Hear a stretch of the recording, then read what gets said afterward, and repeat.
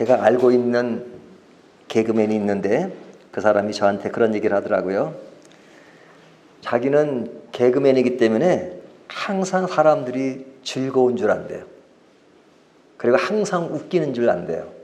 네, 목사님, 저도요, 슬플 때가 있고요, 외로울 때가 있고요, 고독할 때가 있고요, 울고 싶을 때가 있어요.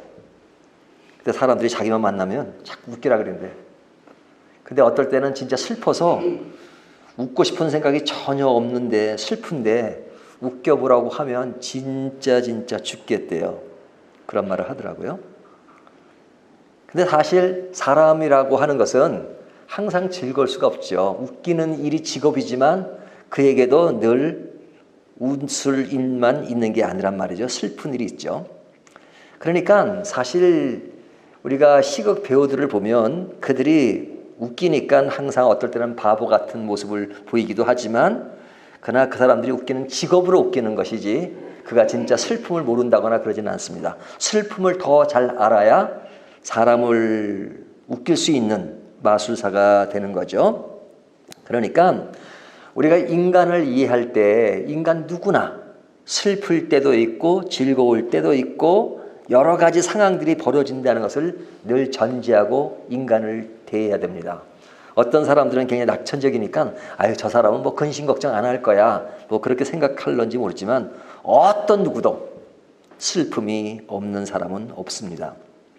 개인적인 얘기를 하면 목사에 대해서도 사람들이 어떤 사역자로서만 이해할 때가 있어요. 그러니까 목사는 늘 웃어야 되고 늘 경건해야 되고 늘 바르야 되고 무너지면 안 되고 그럴 때가 생각하잖아요. 근데 이제 한국 교인들은 그게 강해요. 근데 영국 교인들은 참 그런 면에서는 좀 편한 게 있어요. 그러니까 인간으로서 목사를 이해하고 사역자로서의 목사를 이해해요. 그러니까 인간으로서 이해할 때는 그의 부족함 이런 것들을 다 이해합니다. 그러니까 무리한 요구를 하지 않을 때가 있고 목사는 늘 교인들을 살펴야 되지만 또 목사는 교인들의 보살핌을 받고 싶어 할 때가 있단 말이죠. 이런 균형 잡힌 일들을 잘 해요. 이런 균형 잡힌 일이 왜 필요하냐? 인간이라고 하는 속성은 누구나 같기 때문에 그렇습니다. 그러니까 때에 따라서는 사람의 그런 분위기, 성향 이런 것이 다를 때가 있어요. 누구든지 저 사람은 지금 슬프구나. 저 사람은 참 기쁘구나 하는 것들을 우리가 눈치채고 거기에 맞게끔 또 대해주는 그런 것이 필요하죠. 제가 이 말씀을 드리는 것은 오늘 본문이 그 내용을 말하고 있기 때문에 그렇습니다. 우리가 시편 39편을 읽으면서 어떤 느낌을 드십니까? 혹시 오늘 아침에 시편 39편을 읽으셨나요? 시편 39편은 누가 쓴 시죠? 다윗이 쓴 시인데요. 자, 다윗이 지금 39편을 썼을 때 다윗의 분위기가 어땠을까요? 1번, 너무너무 기쁨에 충만해 있다. 두 번째, 좀 슬픈 분위기다. 뭐 두 개만 하죠. 자, 어떤 분위기예요? 전자예요? 후자예요? 후자죠. 예? 지금 다윗은 매우 슬픈 분위기에서 이 시를 이야기하고 있는 겁니다. 근데 그가 지금 어떤 느낌 속에서 이야기하느냐? 첫 번째는요. 그는 침묵하는 아픔을 이야기합니다. 1절과 2절을 보세요. 내가 말하기를 나의 행위를 조심하여 내 혀로 범죄하지 아니하리니 악인이 내 앞에 있을 때 내가 내 입에 재갈을 먹이리라 하였도다. 악인이 있는데 그 앞에서 말을 함부로 할 수 없다. 그러니까 내 입에 뭘 물려요? 재갈을 먹이리라 하였도다. 그렇죠? 그러니까 재갈을 먹인다는 건 뭐예요? 침묵하고 있다 이거죠. 악인 앞에서 침묵하고 있다. 뭐 침묵하는 정도가 아니라 그 뒤에 보면 2절 내가 잠잠하여 선한 말도 하지 아니하니 나의 근심이 더 심하도다. 내가 선한 말이라도 해야 되는데 할 수 있는데 그것도 못하는 것이 내 마음을 더 슬프게 한다. 이렇게 말하는 겁니다. 그러니까 사람이 하고 싶은 말을 다 하고 할 수 없잖아요. 그렇죠? 왜 하고 싶은 말을 다 하지 못하죠? 그렇게 말함으로써 안 좋은 결과를 낳을 수 있으니까 때에 따라서는 하고 싶은 말을 다 하고 사는 것이 아니라 절제를 해야 되는 절제. 그렇죠? 그러니까 내가 감정에 악한 사람을 보고 너 당신 나빠. 당신 그러면 안 돼. 당신 왜 그래? 뭐 그렇게 말할 수도 있지만 그렇게 말했다가는 그런 상황이 더 안 좋아지니까 그런 말에 대해서 그래 내가 전체적인 분위기를 위해서 덕을 위해서 그냥 말을 말아야지. 그런단 말이죠. 근데 그 사람을 위해서는 이런 말은 좀 해줬으면 좋겠어요. 선한 말이에요. 그것이 그를 위한 말이고. 그리고 내가 좀 마음을 넓게 열고 그에게 어떤 좀 더 원수 같은 사람이지만 그러나 좀 더 그를 배려하는 말을 해주고 싶어요. 하지만 그것이 더 다른 오해를 할 수 있기 때문에 내가 선한 말이라도 절제를 해야 되는 그 아픔. 이것을 누가 지금 이야기하고 있는 거예요? 다윗이. 그러니까 그가 지금 굉장히 그 인생살이에서 인간 관계 속에서 벌어지는 그런 안타까운 마음, 그런 것을 피력하고 있는 겁니다. 뭐 그뿐이겠습니까? 3절을 보면요. 내 마음이 내 속에서 뜨거워서 작은 소리로 읊조릴 때 불이 붙었으니 나의 혀로 말하기를 그러죠. 여기 보면 나의 마음과 말, 이게 마음이 나오고 말이 나옵니다. 그가 내 속에서 그러죠. 어떤 속이에요? 내 마음이 내 속에서. 그러니까 마음에 뭔가가 있는 거예요. 마음에 뭔가가 있는데 그 마음에서 일어나는 건 뜨거워요. 뜨거워져서 작은 소리로 읊조릴 때, 그러니까 내 마음 속에서 읊조릴 때 불이 붙었다 그러죠. 그러니까 불이 붙으니까 그 마음 속에서 막 솟아오르는 뭐가 있어요. 하지만 그 올라오는, 그러니까 나쁜 의미에서 올라오는 것이 아니라 뭔가 좀 열정적이고 그런 것이 있지만 그런 것이 있다고 해서 내가 모든 것을 큰 소리에 치면서 이렇게 하자고 모든 것을 조성하고 그러지 못한단 말이죠. 마음은 내가 불타오르지만 소리는 어떻게 해요? 작은 소리로 읊조린대. 작은 소리로 읊조린대요. 그러니까 이 마음에 있는 것과 말과 다르게 행동해야 되는 그 아픔이 있는 거죠. 하고 싶은 말을 다 하지 못하는 것. 그러니까 어떻게 해요? 사람들이 좀 더 에휴 내가 희생하고 말지. 내가 무슨 말을 더 하겠어. 비방하는 자에 대해서 할 말을 다 못하죠. 그가 나를 아무리 비방하고 다녀도 똑같이 비방하면 성도가 아니잖아. 그러니까 참는 거죠. 속에서는 타오르는 정의가 있고 그런 것이 있지만 그런 정의를 드러낼 때도 있지만 다 드러내지 못하는 것. 그러니까 내 마음속에 불타오르는 열정도 있고 정의감도 있지만 그러나 소리는 작게 읊조리는 것. 누구의 이야기예요? 다윗. 제가 다윗을 강조하는 이유가 뭡니까? 다윗은 이스라엘 역사에 굉장히 중요한 인물이에요. 이스라엘을 이야기하면서 다윗을 빼놓을 수가 없죠. 왕이었어요. 그리고 굉장히 많은 공로를 세운 사람입니다. 하지만 그의 인생살이에서 그는 외적으로 화려해 보일지 모르지만 그러나 그 사소한 일처럼 보이는 사람과의 관계 속에서 마음에서 일어나는 일과 말과의 관계를 이야기하는, 그렇죠? 뭐 왕이면 그냥 마음대로 다 할 수 있을 것 같지만 그러지 못한 인간의 깊은 비애까지는 아니라도 슬픔, 외로움, 고독 이것을 이야기한단 말이죠. 그러니까 이런 일들이 지속되다 보면 사실 건강도 안 좋아질 수 있죠.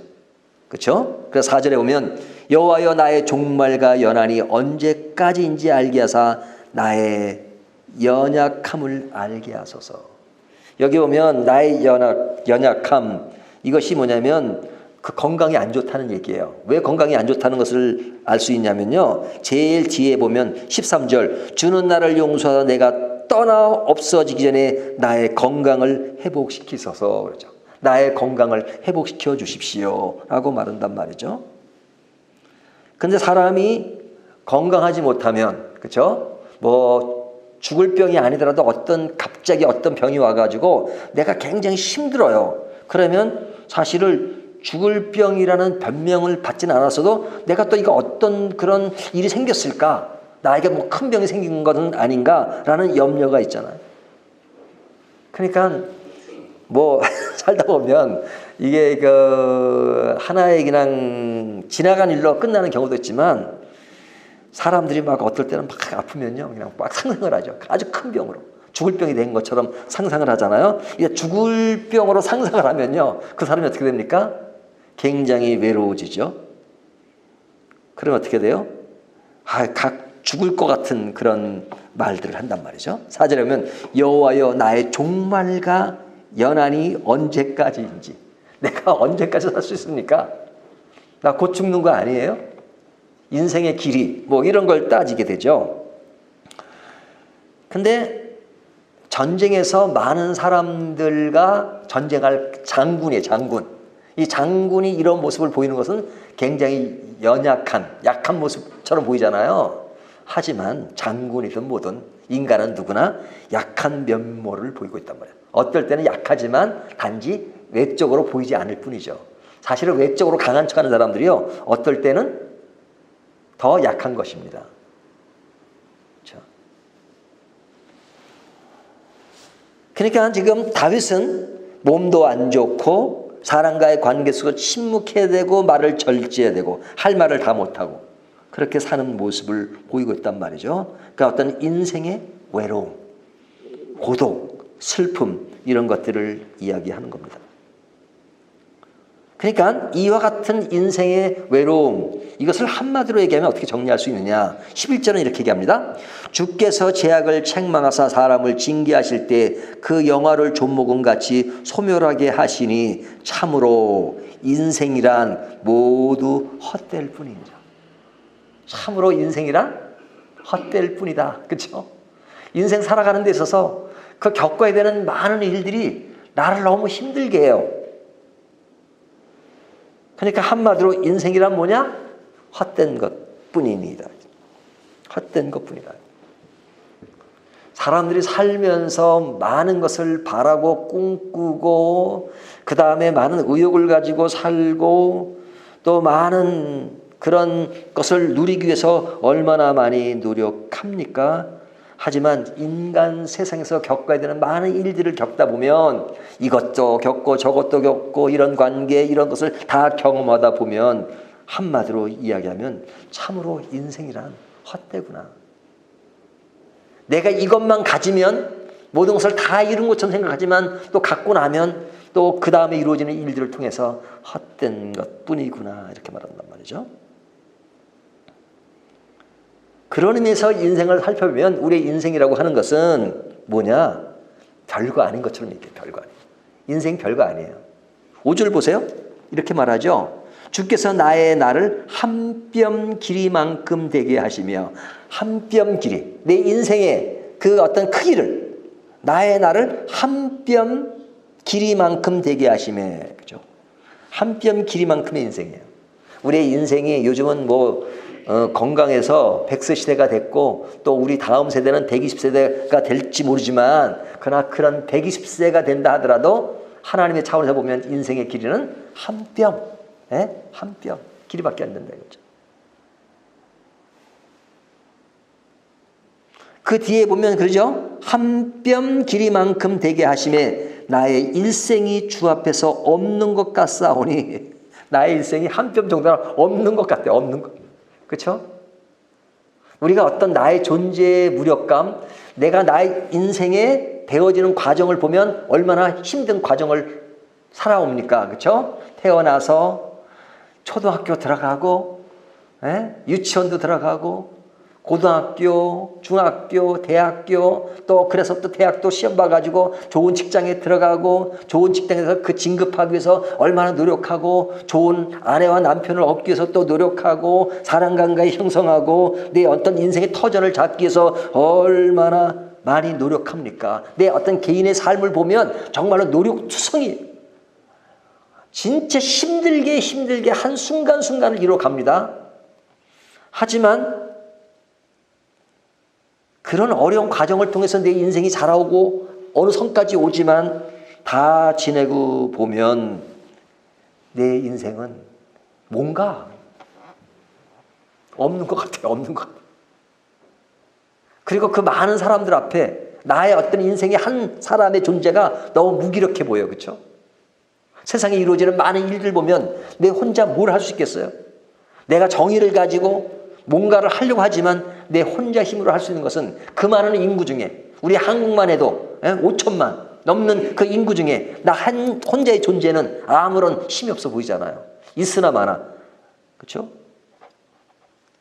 아무것도 없는 것 같고 한 뼘 길이 정도가 아니라 나는 없는 것 같고 내가 실제 뭐 있으나 없으나 내가 이 나라가 돌아가는데 얼마나 기여를 할 것인가. 그렇죠?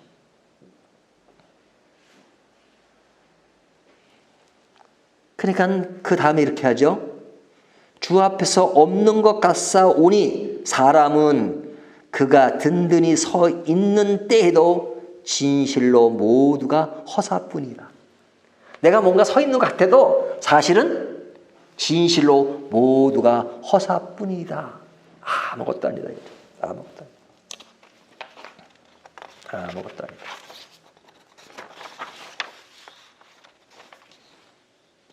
그래서 6절에 보면 인생은 뭐 같아요? 진실로 각 사람은 그림자같이 다니며 그림자같이 실체가 아닌 그림자 같고 헛된 일로 소란하며 재물을 쌓으나 누가 거둘는지 알지 못하나이다. 내가 가지는 모든 것 재물이 있어도 누가 거둘는지 모르고 그리고 헛된 일로 소란하며 우리가 바쁘게 인생을 살지만 야 이게 뭘 위해서 이렇게 또 열심히 사는가 뭘 위해서 그러니까 다 허사뿐이고 헛된 일로 하는 것 같은 그런 느낌이 듭니다. 그래서 이런 면에서 인생을 조명해 보면 인생은 굉장히 허무하게 느껴지는 거죠. 제가 예전에도 말씀드렸지만 인간 사회에 가장 많은 것을 누린 사람은 저는 솔로몬이라고 생각합니다. 솔로몬. 왕이고 지혜가 넘치고 아내만 1000명. 근데 그가 어떤 고백을 하죠? 전도서에서 헛되고 헛되니 헛되어서 헛되도다. 알렉산더 왕이 죽을 때 관에다가 구멍 4개를 만들어서 내 팔 2개, 발 2개를 보이도록 하라 그랬대요. 이혼에. 그것을 통해서 인생은 내가 왕이라도 갈 때는 다 빈손으로 가고 아무런 것을 가져갈 수 없다. 그것을 보이라 그랬답니다. 이 생을 살다 간 사람들의 이야기를 들어보면 다 하나같이 인생은 정말로 허무하다 이런 얘기를 하죠. 내가 살아있는 동안에는 많은 것을 이룬 것 같지만 아무것도 없는 그런 것을 느낍니다. 근데 이제 인생이 이런 것인데 사실은 순간순간 내가 좀 편하고 뭐 잘 되는 분위기가 되면 잘난 척하는 사람들이 많죠.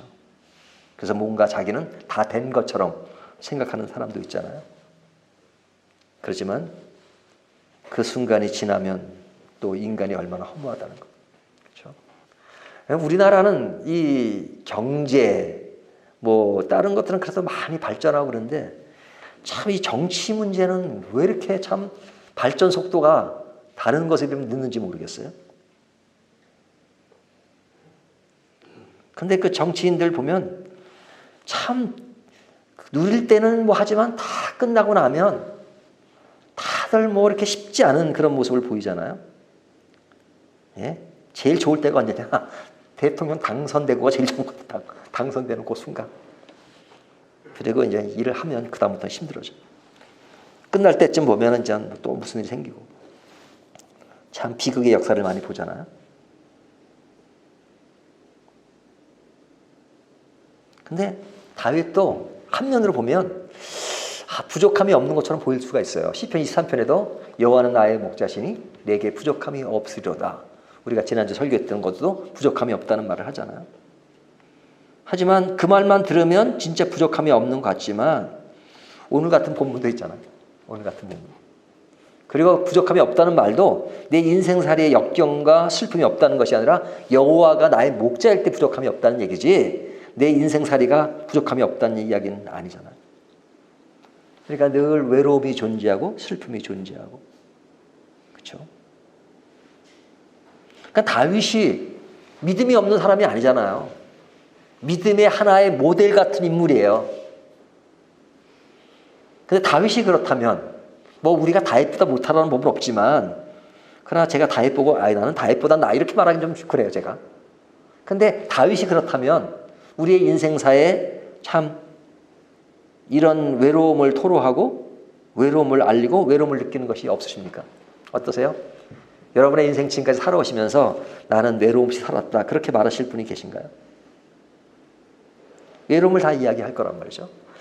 외로움은 믿음이 없는 거예요. 그렇게 말하면 한결같이 하나같이 믿음이 없는 삶을 살았다고 말할 수밖에 없죠. 하지만 분명한 것은 다윗뿐만 아니라 성경에 나오는 모든 믿음의 사람들은 한결같이 시시때때로 인생의 외로움과 인생의 고독과 인생의 허무함을 다 토로했어요. 인생의 토로. 그렇다면 우리의 인생도 외로움이 있는 거죠. 근데 외로움을 우리의 신앙으로 자꾸 억제를 해요. 교회에서 설교를 해도 인생이 외롭지 않습니다. 하나님이 우리에게 은혜를 주셔서 우리에겐 기쁨이 있고 넘치고 충만하고 성령이 충만하면요 인생 모든 걱정이 없어요. 수고하고 무거운 짐진 자들아 다 내게로 와 내가 너희를 편히 쉬게 하리라. 그러니까 편히 살게 돼 있습니다. 어떤 분은 그걸 교리로 만들었어요. 내 영혼이 잘된 같이 내가 범사가 잘되고 강건하게 되기를 원한다. 영혼이 잘되면 범사가 잘되고 강건합니다. 강건하지 못하고 범사가 안 되면 영혼이 안 된 겁니다. 이렇게까지 말했단 말이죠. 동의할 수 없는 얘기지만. 왜 동의할 수 없느냐? 오늘 보면 보세요. 다윗 같은 사람도 인생의 외로움을 얘기하고 인생의 허물을 얘기하고 그런 이야기를 하잖아요. 근데 그런 얘기를 하면 믿음이 없는 것처럼 얘기한단 말이죠. 그러나 인간은 있는 마음에 있는 것을 솔직히 얘기하면 외로울 때가 더 많아요. 외로워지면 몸도 아파요. 그렇잖아요. 그래서 시편의 내용이 우리에게 다가오는 이유는 뭐냐면 시편 자체가 우리와 동떨어진 이야기를 해버리면 위로가 안 돼. 그렇죠? 나는 지금 슬퍼 죽겠는데 성경에는 슬퍼하면 죄라 뭐 이렇게 그럼 난 슬프다. 난 죄만 짓고 있는 건가? 그렇잖아요. 하지만 위로가 되는 것은 뭐냐면 이 슬픔 다윗이 쓴 이 내용에 나도 슬프다. 나도가 아니라 나는 슬프다 그러면 다윗도 슬펐어? 그렇게 위로가 되는 거예요. 근데 다윗이 뭐 특별한 모델이라기보다는 인간 모두가 인간적인 본성과 속성은 다를 수가 없어요. 성향과 뭐 하는 것은 다 다르죠. 똑같은 사람이 어디 있겠어요. 하지만 인간이 가지는 내면적인 속성은 다 똑같아요. 누구나 기뻐할 줄 알고 누구나 슬퍼할 줄 알고 누구나 눈물이 있고 누구나 웃음이 있고 기분 좋은 일도 있고 기분 나쁜 일도 있고 다 있잖아요. 그런 인생의 모든 것들을 다 갖추고 있는 것이 인간이에요. 근데 우리가 신앙생활할 때 자꾸만 그런 외롭고 슬프고 고독한 것들은 감추고 그런 것을 드러내면 믿음이 없는 것처럼 생각하고 그냥 자꾸만 외적으로 그냥 기쁜 것만 드러내는 것이 믿음이 좋은 거. 또 내가 슬픈 모습을 보면 사람들이 나를 보고 믿음이 없다고 생각하는 것 같으니까 그걸 숨기려고 한다면 그거 참 힘든 거죠. 다윗이 내가 선한 말을 할지라도 그것을 못하는 것이 근심거리가 된다 이렇게 말하잖아요. 그러니까 이런 것을 보면 다윗은 솔직한 거죠. 하나님 앞에서. 자기의 인생의 어떤 그런 모든 것들을 드러내니까. 그러면 이런 외로움과 허무한 이런 것들은 누가 느끼는 것이냐? 그리스도인들만 느끼는 것이 아니라 그리스도인이 아닌 인간 모두가 느끼는 거예요. 모두가. 그리고 오늘 본문은 어떤 믿음이라고 하는 것을 뚝 떨어뜨려서 생각해보면 오늘 본문의 주제가 뭐냐? 허무. 뭐 이렇게 얘기해요. 허무. 인생의 허무.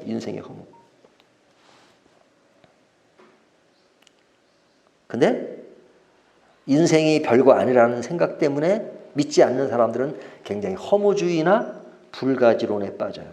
뭐 인생 살아 뭐 해도 뭐 안 되고 그러니까 에휴 사는 동안 그냥 즐겁게나 살자. 인간이 죽으면 끝나는데 내세가 있는 것도 아니라고 믿는 사람들은 그냥 인생 사는 주어진 인생 살다가 뭐 그냥 죽는 거니까 소멸해 가는 것이니까 사는 동안만 그냥 즐겁고 마시고 먹고 그리고 살자. 뭐 그렇게 나가잖아요. 근데 인간은 누구나 다 허무해요. 믿는 사람이든 믿지 않는 사람이든 그 허무는 인간 속에 존재해요. 근데 믿는 사람이 다른 것이 있어요. 다른 것이 있다. 이거죠. 허무를 느끼는 모든 건 다 똑같아요. 고독을 느끼는 건 똑같아요. 외로움을 느끼는 건 다 똑같아요. 근데 딱 다른 것이 하나 있어요. 다른 것. 오늘 보면 그걸 얘기하는 겁니다. 다른 것. 그 다른 것이 뭐냐 이거죠. 7절. 주여 이제 내가 무엇을 바라리요 나의 소망은 주께 있나이다. 이것이에요. 오늘 본문 핵심 7절입니다.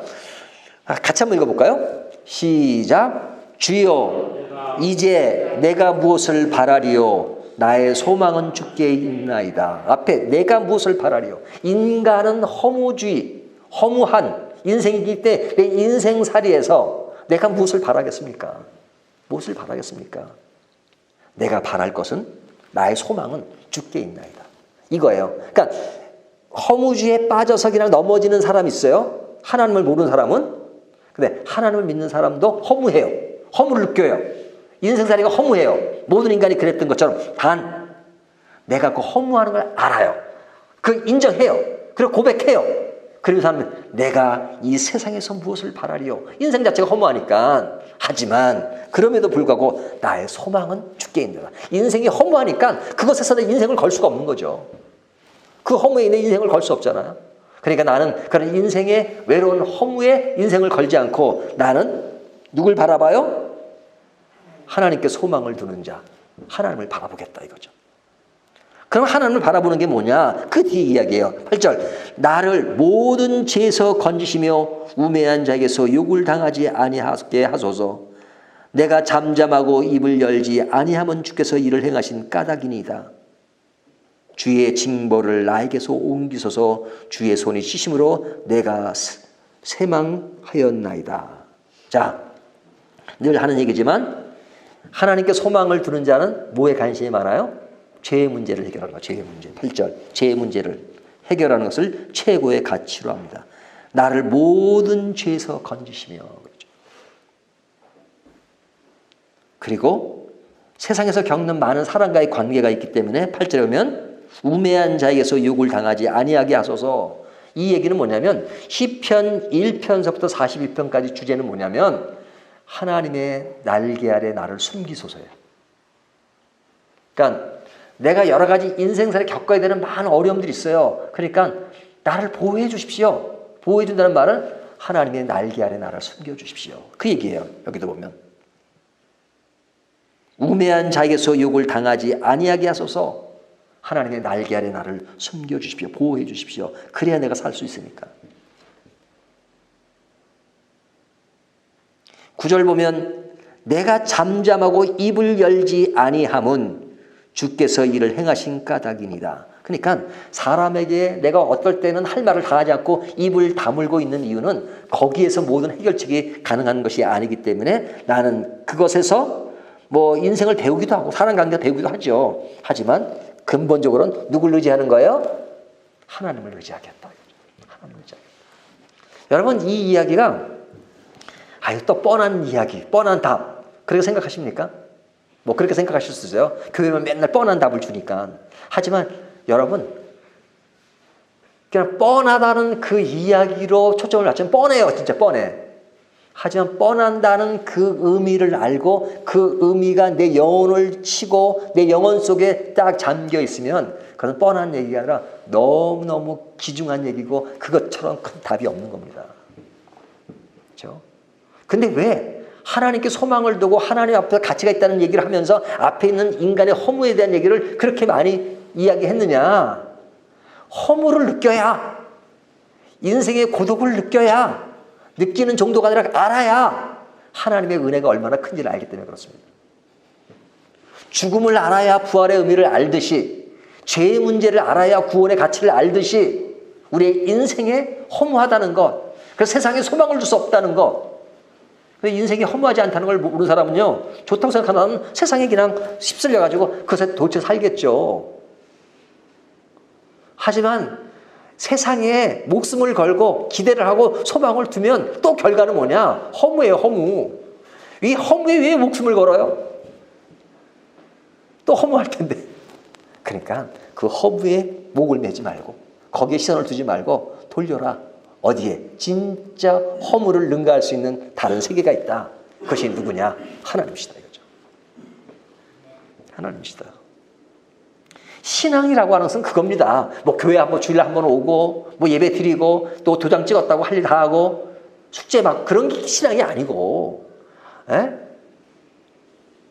내 인생의 허무를 알고 허무에서는 무가치하다는 걸 알고 이제 내 모든 삶의 방향을 하나님께 돌리는 것, 하나님께만 소망이 있다는 것, 이것을 아는 게 신앙이에요.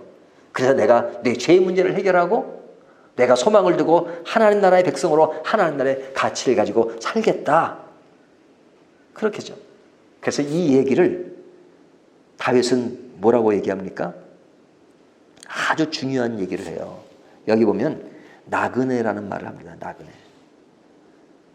나그네. 내 인생은 12절 나는 주와 함께 있는 나그네이며. 이게 참 재밌어요. 인생은 뭐 같아요? 나그네. 나그네 외로움이 있어요. 나그네 서름도 있고. 하지만 좀 다른 게 있어요. 주와 함께 하는 나그네. 나는 주와 함께 있는 나그네이며. 나그네의 그 의미는 인생에 외로움과 슬픔이 있다는 거예요. 나그네 삶이라는 것이. 하지만 우리에게 다른 것은 인생은 고달퍼요. 하지만 그래도 희망이 있는 것은 주님이 나와 함께 동행하시기 때문에. 함께 동행하시기 때문에.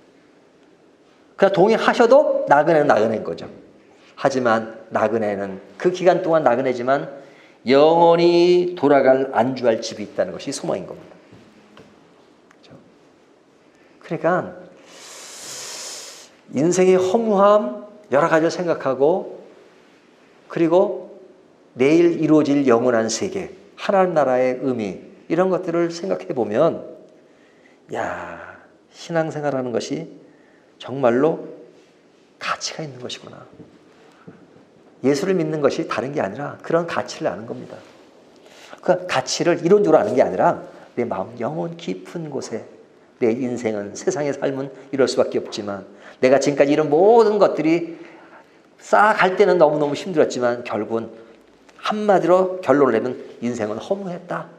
하지만 이 허무로 끝나는 것이 아니라 그런 가운데 나는 하나님과 동행하면서 허무에서 그것을 능가할 수 있는 다른 세계를 맛보게 하셨으며 그리고 이제는 그 모든 것이 결살되는 것이 영원한 나라다.